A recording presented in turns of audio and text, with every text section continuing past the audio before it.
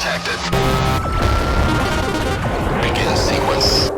Today we're going to look at the upright MAME machine. Okay guys, so let's take a look at the machine, and the first thing that you'll notice is that it is a triple screen MAME setup.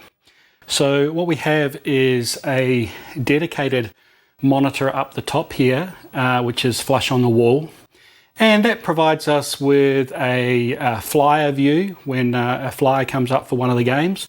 And down the bottom it comes up with a control panel as well as a picture of the cabinet, and where it is supported it will also show the high scores, only when it's working, mind you. I do have a little bit of problems with it from time to time. It's running Hyper Marquee, which you can find on the Hyperspin forums.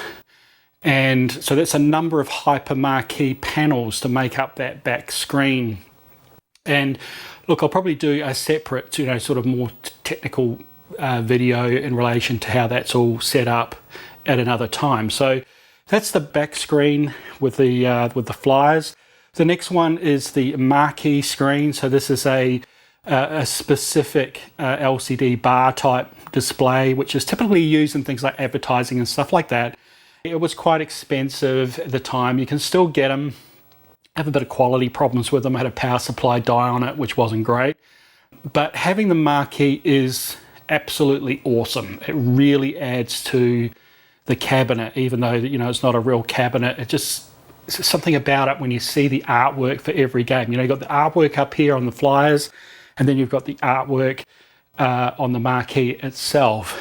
And of course, coming down to the third screen, which is our main playfield screen, it's a widescreen in the new 120 Hertz range, because I really wanted to try the 120 Hertz and the special setup using Groovy MAMEs with that black frame insertion, providing a black frame between every second frame at 120 Hertz to give you a good solid 60 frames a second with really smooth motion. And being a widescreen monitor, of course, you can have all your artwork too on the side for those MAME ROMs that have the artwork available to it. So they can really, make the whole cabinet feel like, you're looking at a completely different cabinet, with the marquee and the bezel art as well. So those are the three screens. We move on now to the control panel. It does have a standard set of buttons, a trackball, and also I've got a couple of spinners here, and these just fit nicely on top here, and then you can use that as a spinner. Also, I've got the little steering wheels too. You can stick one of these guys on, and you get slightly bigger ones too, but I knew I couldn't get them too big, otherwise I would foul the joystick. So you can play steering games in here. Look at that, it's got a nice spin rate to it. Anyway, so I think I put the accelerator like that, and then I can knock the top one for the gear shifter when I'm doing driving. I mean, look, that's a pretty crap way of playing. But look, it works, and you can play your pole position in any of your other 360 orientated games, and it does work. Now, I went one step further. I got a proper Atari wheel, and like this is a typical one, the same sort of type that's on a championship sprint.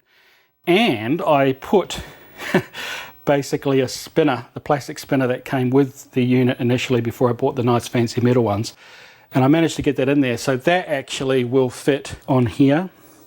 And if I tighten those screws up, I can actually use that. It's like driving a bus though. So really, that's pretty rubbish as well.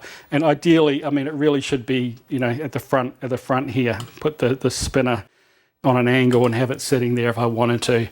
The bottom line though, really guys, is that, with controls, this is starting to look a little bit like the Franken control panels that a lot of MAME cabinets have. Too many things on there. And, I didn't go the whole way and put some, four-way joysticks and analog joysticks and all that other stuff that you sometimes see. There's actually just not enough room to do it for a start. But anyway, you know what I mean. A lot of those panels can get out of control. So controls are a really big part of the experience. I strongly recommend to sort of bring it back, make it simple. I'm certainly going to change this again. It's not going to stay like this.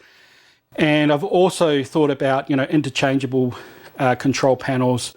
Nothing beats like a real control panel and from an original game, and you could really swap those in if you designed it in such a way I think that would really finish the cabinet off. You know, have like an original Gallagher control panel, and then, you know, have the artwork here, have the marquee here, have the flyer up there. It would really bring the experience together. And the other thing you notice that, yeah, I've got all the LEDs, the RGB colouring on the buttons, and they do a little bit of a show when they flick around the place, but really the main intention of them is to light up the proper coloured buttons for the game that you're playing, and MAME does support that. And I haven't got it set up for all games, and I did actually go through and start editing more and adding more. As I pointed out earlier, we have this little volume control. It looks terrible, but actually super handy and useful to have that control so close by. And then down the bottom here we have the fridge. All right, now the next thing is the software. Let's talk quickly about the software. So at the moment you can see that I've got an Arcade Legends marquee. I created it using sort of a mix of other people's themes as well as some of my own graphics and stuff that I got off some Arcade Legends literature. When you first start it up, you decide, you know, what you want. If you want, you know, all games, and then you've got Arcade Classics, 2-player games, which is cool when you've got someone over and you just want to play those. Got a party mix, maybe specific games that are useful in a party situation. Then we've got hidden gems, which are some of those obscure games that you may not have seen but are awesome. And some golden oldies, the old black and whites, and, you know, there's some great games actually. Some of those really old ones are pretty awesome as well. Now, not all of these lists have been completed as yet, so I've got to go back and do that.